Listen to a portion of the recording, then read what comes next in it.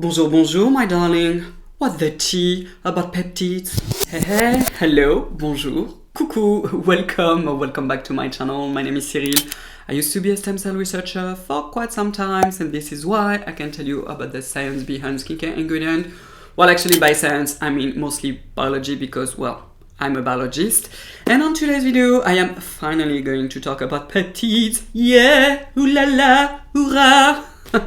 So, let's dive basically in the subjects, but just before, if you are new, well, welcome, and you know what to do. Can you please subscribe and don't forget the beautiful bell to get notified every time I post a new video. Also, I know I always say the same thing, but go and check my Instagram account. I actually have two, so if you do speak French, I also have a French account. All the links are down below. Okay, so peptides. This is the hot and bougie topic of today. I probably should have done this video a long time ago, but well, this is it is finally here for today. So first of all, what is a peptide? A peptide is a polymer made of amino acids. So basically, if we just take a step back and look at biology, what are the three families that compose life? So basically the type of molecule that you are going to find in cells, they are mostly from three families. So the first family is lipids, and in lipids there are a ton of different molecules that are lipidic. They are the ones that are needed like to extract energy, so basically to power the cells. You have the ones that are going just to make the membrane around the cells, so like a sort of shells. You also have like the beautiful peptide that you have in your skin that helps like to lock in the water, or else we will all be like dry prunes, which we don't want to. We also have like the sugar family. So again, the sugar family is like a big family. There's like one sugar, for example, the glucose, that is the main power source of most of our cells, especially like the brain cells. They are powered thanks to the beautiful glucose. We also have sugar that are attached to protein. We also have like very complex sugars like bougie sugars, aka our beautiful hyaluronic acid, which is one of the main components on the dermis. And the last family is basically protein. So all proteins are polymers made of amino acids. So we have 21 what we call essentials amino acid, and some of them can be like modified by the cells. You mostly find amino acid like in meat, for example, in food, also like in vegetables, but usually vegetables are have a lower content of protein and amino acid. And when you are going to eat meats or any type of food that contains protein, those proteins are going to be cut into amino acid. And what makes one protein or one peptide different from another is simply the sequence of amino acid and also the length and other characteristics. So a peptide is basically a tiny protein. Usually in biology we call them like oligopeptide. Oligo means like little, tiny, like small. This is basically it.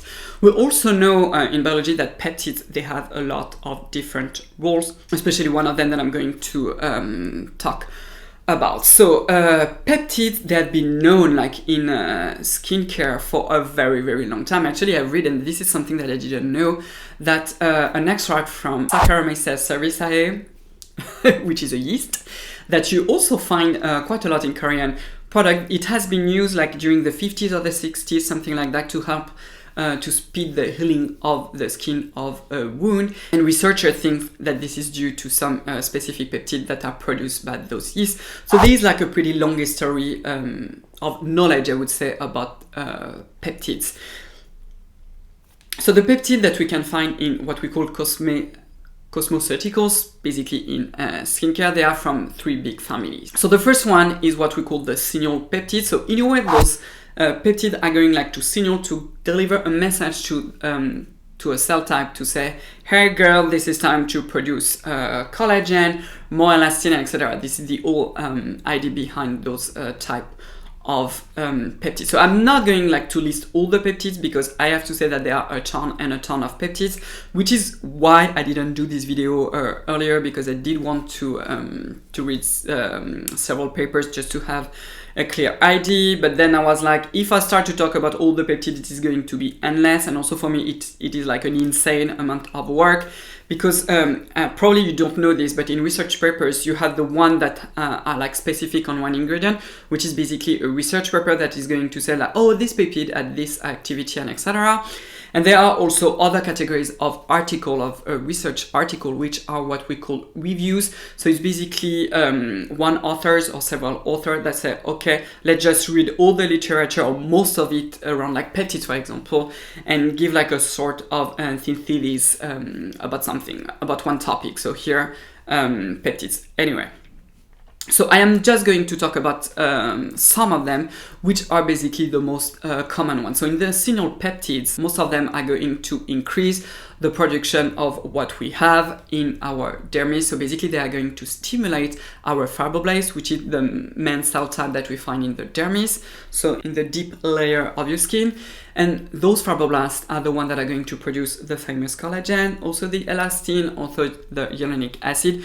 Most of them, especially the matrixyl 3000, which is composed of 2 peptides, those ones are going to stimulate the collagen. This has been demonstrated what we call in vitro. So they have taken this peptide, they have put it like basically on top of human fibroblast. The fibroblast was like, hello, hi, I'm going to produce more collagen.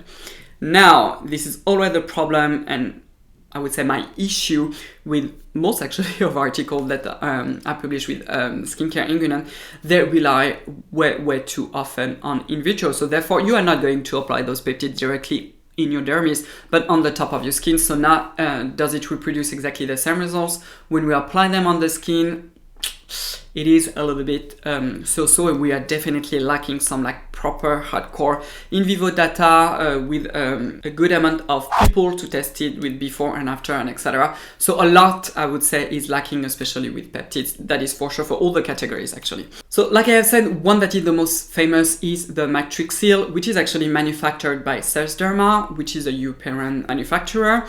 So this one also has a little in vivo data that has been done against placebo. Now, are the results like dramatic with the decrease of the wrinkles?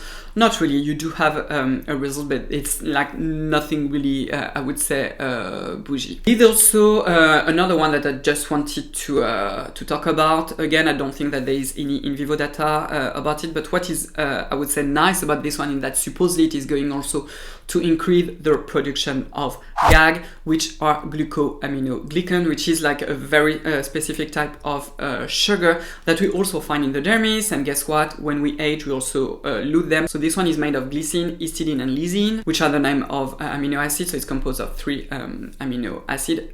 Again, like I've said, it is made only done in vitro. If you just look at all the different signal peptides, they are the one that most of them actually are going to boost collagen. There's also one that boosts elastin, if I remember correctly. There's also another one for glycosaminoglycan, so GAG basically. So the whole idea that there are some peptides that are going to boost a certain element component that you have in the dermis. So the next family has a more complicated name, which is neurotransmitter peptides. I know it sounds a little bit sciencey. Actually, it is very sciencey. So to explain it very quickly, those peptides are going to act on your muscle. So the way that a muscle is going to contract, this is because there is a type of neuron. So a neuron is a cell type that you find like in your nerve, for example. So if you tickle your feet, there is like a long nerve, like a long cable in a way in your body that is made from one cell that is going to reach your brain and say, oh my God, brain, someone is tickling your feet. This is how it works. For muscle, this is the same. You have a neuron that is going to form a structure that we call a synapse on top of the muscle, and it's going to deliver one molecule that is named acetylcholine. And when the neuron releases acetylcholine, the muscle is like, okay, it is time to contract. And why I tell you this, because there is one peptide that is very famous, also thanks to The Ordinary, which is argireline, also known as acetylhexapeptide 3. This is how it is going to be mentioned in the ingredient list. And this one is supposed to go in competition with the acetylcholine. So basically, when the neuron will say, well, it is time to contract, the adrenaline will take the place of the acetylcholine to block the signal, and this one is supposed to have like a Botox like effect. There is a sort of in vivo data about it. Again, it has been made by the manufacturer. So I don't want like to put a lot of shade and say all manufacturers are basically lying. But of course, if you are investing a lot of money in your product, you are only going to publish probably the data that show that it tends to work. We do need basically just more data and more unbiased, I would say, data to show that it works. Anyway, in this one, they have used in this paper a lot actually of this peptide, 5%, and they have seen a reduction of the wrinkle depth with a 27 reduction of the depth of the wrinkle.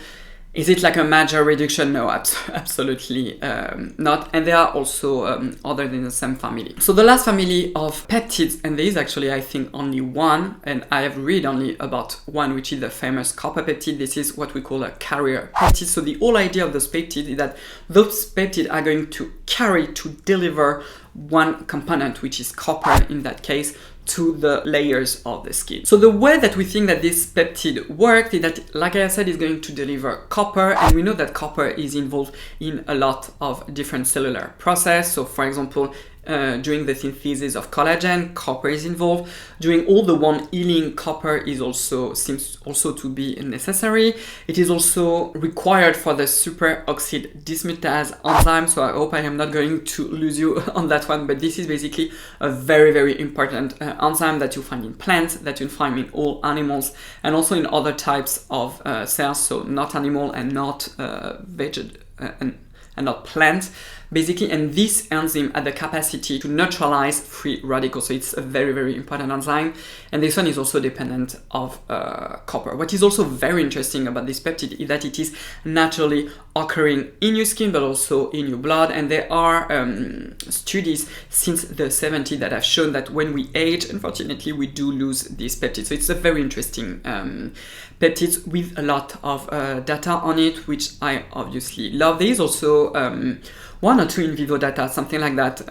In vitro research articles that do show a reduction also of the recall. I do think that in all the peptides that we have currently, this is probably the one that has like the most science behind it. So at the end of the day, of course, what is important is that do you really need them in your routine? Are they going really to change something on your skin? On their own, I do not think that you are going to have like a major change on your skin. I also think that the major effect that you will just get from them is just that you make them properties, because most of them are made from amino acid that likes water. So therefore, they are just going to increase the water content on your skin, and therefore your skin will just look more plump, and therefore you will have like this sort of smoothing effect, which is basically going to be really reminiscent with glycerin, for example. So do you really need peptides on your own? Not really. And this is also why I didn't do this video earlier on, because I do not think that peptides are a game changer. Like for example, when you have the choice versus retinol versus peptides, of course this is retinol that is going to win, or tretinoin. This is for sure, or even like a good acid and etc. However, if you are like super extra duper bougie, you want like to have the whole anti-aging routine with the best of the best, you can consider to introduce indeed a peptide serum. I highly encourage you in that case to have a very complex formula that have different peptides that are redundant, so several ones to boost collagen, several ones to boost GAG, several ones to smooth the muscles like the ageroline, and also of course the copper peptide. I do have to say that one formula that I do find that is very interesting is the one from The Ordinary, which is the copper buffet. I didn't try yet this one. I've tried the buffet. I also tried the sort of equivalent from Niod, but I do think that the one from The Ordinary is way more interesting. I'm going to link it down below. I think I'm going to purchase it like in the future, and probably I will do like a full review about it for you if you want to. So like this, I will be able to go like in a little bit in more depth about this formula. So what you need to remember, they are not like absolute requirement. You don't really need them. First, invest like in a good retinol, or with tretinoin. If you can tolerate it, go with tretinoin. Then you can add your vitamin C in the morning in the form of L-ascorbic acid. Still, if it is way too potent, in that case, had a derivative of vitamin C, such as the palmitate form of vitamin C. I'm going to link some products again for you down below.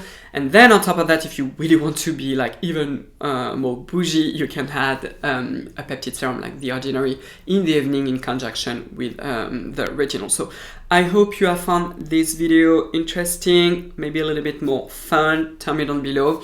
Again, thank you so much for being here. I mean, you know the drill. If you are new, come over here, subscribe, hit the notification bell. Also check my Instagram account. A lot is also happening on my Instagram account. I also have like recent posts about how I read scientific articles and etc. So if you are into this, into my nerdiness, go over there. And again, thank you so much for being here, and bye bye.